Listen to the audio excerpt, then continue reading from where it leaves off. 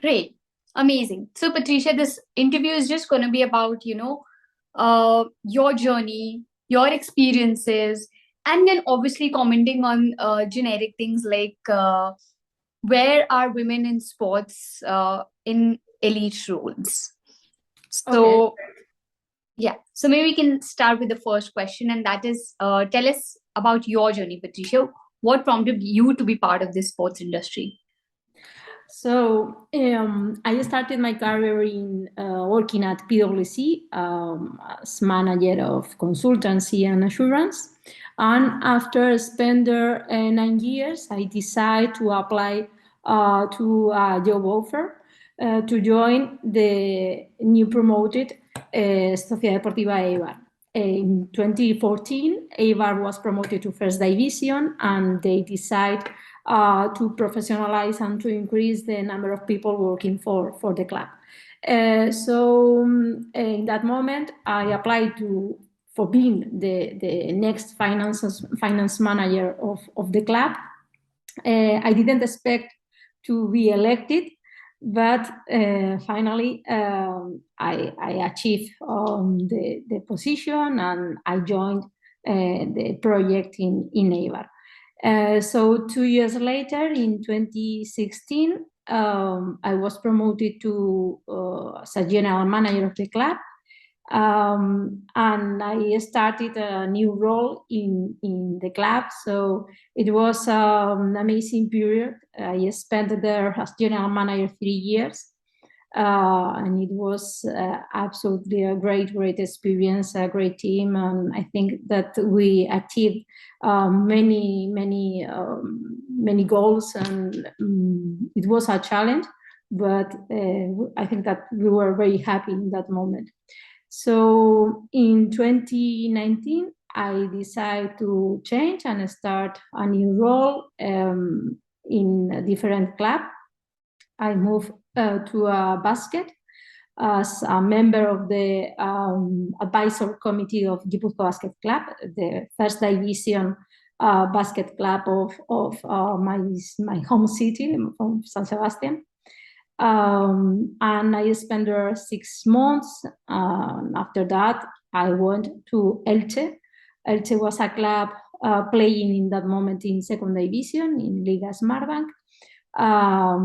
And it was a great challenge because the goal was to promote the team to first division with one of the lowest budget of the category of second division. So during that moment, I also was the vice president of La Liga, and during my period in Elche, and I spent there 2 years. And finally, in 2020, I decided no, sorry, 2021, I moved to Granada, and I started as a member of the board of directors, and after that as general manager, when I have been until this June. Brilliant. That's an amazing journey, and for a woman to be climbing the ladder like this, it's not rare now, but it is sort of difficult, as I'm sure you would agree, Patricia. What have been the challenges you've had to face? Because I know this journey, which sounds great right now, must not have been very smooth for you. I'm sure there must have been a lot of obstacles. So if you can just tell me a few of the challenges that you must have faced. That would be brilliant. I can't remember, but there have been many challenges, because if I remember the moment that I started working for sports industry, it was an absolutely different moment as compared with today. I think that there have been many steps to go ahead with the position of women in sports, and especially in football.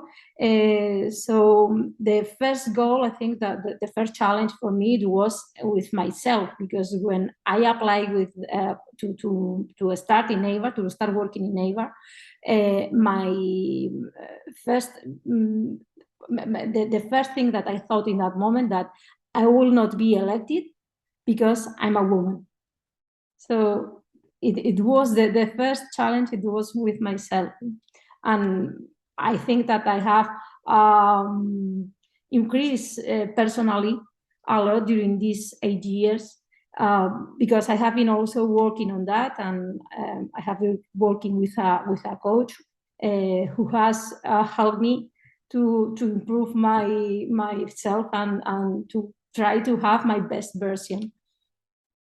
So you've had a sort of coaching when it comes to help you be I can say more confident and more, have more belief in your abilities.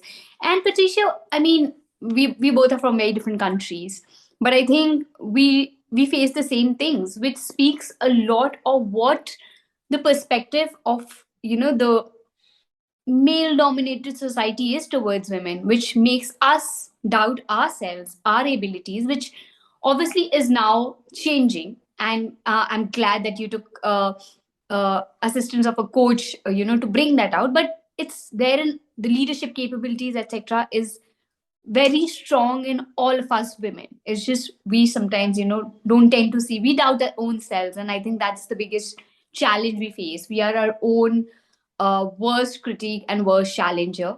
But moving on, Patricia, you weren't from the sports background earlier as well. So was it difficult, this transition in the sports industries? Because then, you were learning at every step was a learning step for you, because you're not from the sports industry, or you're not an athlete as well. So how did you manage that? How did you manage to adapt quickly to the situation? I think that it's part of the things that I love, because I love learning in each thing that I do. So for me, it is something that is very important to continue learning in each experience, and continue improving myself, and having more knowledge about different things, and learn from other people, from my teamworks. I love it. So it was something challenge, because, of course, when I started working in football, every people said, okay, you are not from this industry, you don't know about football. Football is something different. You need to understand that there are different situations. And I said, okay, I know it, and I think that I have experience in other industries, so I learn. Doesn't matter, but I think that there are many things that we have in common, and things that are applied in other industries, that need to be applied in sport and in football, because we need to professionalize football. So I think that that mix was very helpful for me. Of course, it was quite tired, because I need to learn a lot about the particular situations and particularities of the industry. But I did it, and I always try to read a lot, to listen people that I have around, and try always to improve myself. Absolutely. That's brilliant. So what's currently happening in Patricia's life? What challenge have you taken up now? Now, so I finished my period working for a club in Granada in June. So I decided to start a project that I wanted to start years ago, but I didn't have the I don't know, the situation, or I didn't find myself comfortable to start it. So now I think that I'm ready for that. And in June, I started this new project that it has different, working for myself. So it has different business lines. One of them is something like coaching. We can say coaching, because I try to help people that want to start in this industry, or want some help from someone that has experienced the same that they are in that moment. Also helping companies to start working or to start working with stakeholders from sports industry. Other line that is related with startups. There are many startups around sport tech that want to develop their project in this industry, and I try to help them with particular issues and giving them the knowledge about the industry and helping them. And also consultancy for clubs and institutions, leagues, and other stakeholders around sports that want have the more knowledge and the information and the particularities of football industry.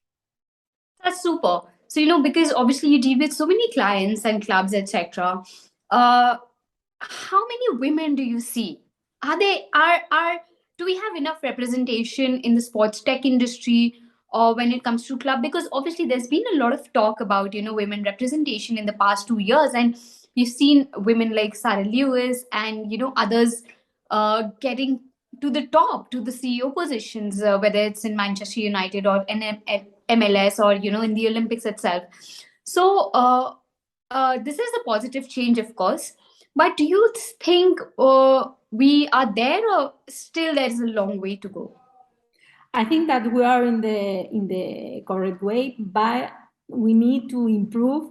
And for that, I always try to help other women, trying to giving them my help. In Spain, we have created a new association that tries to promote women in sport, in managing and sport. So we are organizing many meetings and many activities to promote these women and to try to show that there are many women and that we need to have more women in that positions in which decisions are making. So I think it's very important not only have women in grassroots, also in decision-making process, because it's the way in that we will change the situation and we will have the equality. Absolutely. And what about when you hear things like mansplaining? Have you ever been subjected to mansplaining when you are in a working environment? Oh, wait a minute, women. Like, I know this better than you have. The office culture also needs to evolve and change. Has it, in the places you have worked? What has been your experience like? I have experienced many situations like that. I have learned a lot about how to solve that kind of situations. The beginning, I didn't say nothing, but 4 or 5 years ago, I decided to answer that people and say my point of view, because sometimes they need to learn about this situation and about what is my feeling about that. So, for example, I don't know, in a meeting, a man saying something that we have discussed before and trying to say like an idea that he had, instead of recognize that it was my idea, or something like that. Or, for example, when I was saying something, talking, say something at the same time that me. There are many situations, but I think that we need to work in changing these kind of situations, and sometimes learning people and with education of child, because I think that they are the future. And it's more difficult to try to change the way of thinking in someone adult, instead of invest in education in child, and also in showing them that the equality is the future, is the present, and should be the future. It's not like there are no women in decision-making positions, or something like football is for men. No, we need to change education programs and make the effort in the future generations, because they will change the world. We have the power Absolutely. to do it. Absolutely. And since, we've seen like women athletes now performing really at par with the male athletes, whether it's in football or whether it's in cricket or any other sport for that matter. Oh, what do you have to say about women's safety in sports? Because, we heard the gymnastics case, the US gymnastics team, what they had to go through, it was distressing. I mean, to be at the top of your game, playing at the top level, and you have to face something like sexual harassment. And so, have we created the much needed safe space for women, or aren't we, or are we not doing enough? I think that we need to growing in that situation, because there have many situations, and we have noted in the latest news, but we need to show that it's not accepted, and that we can accept that, and working on that, and education. I think the education is the key. Great. And because you work with federations, organizations, how supportive are these? Are they? How many awareness programs are we organizing for women athletes? Uh, what do you have to say about that? I think that we need not only focus in women, we need to also have the men are not the enemy. We need them, and we need to them for change that. So the programs that we are organizing, and the change of culture, it's need to be a spread in women and also in men, and working all together in changing this point of view and this way of Absolutely. thinking.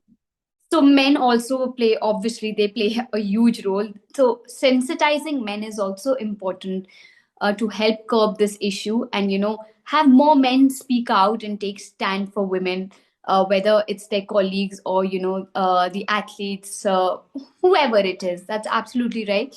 Patricia, moving on, what's your future plan? So my future plan is now continue preparing my project and developing my project. I'm focused on that. It's true that I have many meetings, and I'm not being focused on develop the web page and the project, and doing as a standard. Because I've been these 3 months talking with many people, and trying to know what are the needs that different organizations and people around industry have. So with all this information and all these contacts and meetings, and having the knowledge about people, that for me it's very, very important. Now I'm focused on that, and prepare the formal project, the web page, and the basis of this new company. And I'm very happy very happy with the project, because for me it's a new challenge, and something that I always wanted to do. So